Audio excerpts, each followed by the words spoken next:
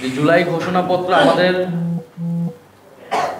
এবং জনগণের যে আকাঙ্ক্ষা ছিল সেটির সমগ্র প্রতিফলন ঘটাতে পারেনি, কিন্তু জুলাই সনদে অবশ্যই আমরা কোনো প্রকার কম্প্রোমাইজ করব না, ছাড় দেব না।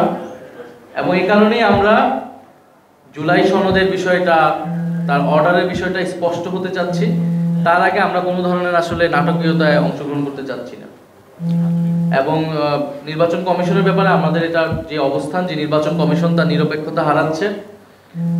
কারণ নির্বাচন কমিশনের পক্ষপাতিত্ব আমরা দেখছি, নির্বাচন কমিশন ন্যায় বিচার করছে না।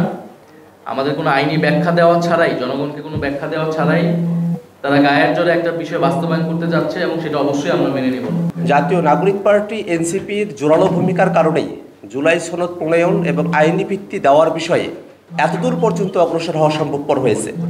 আমরা জুলাই সনদ প্রণয়নের সময়টাতে ঐক্যমত্য কমিশন এবং রাজনৈতিক দলগুলোর যে সক্রিয় অংশগ্রহণ এবং সহযোগিতাপূর্ণ মনোভাব, সেটাকে আমরা সাধুবাদ জানাই। এবং আমরা জুলাই সনদের বাস্তবায়নকে সত্যিকার অর্থেই কার্যকর দেখতে চাই।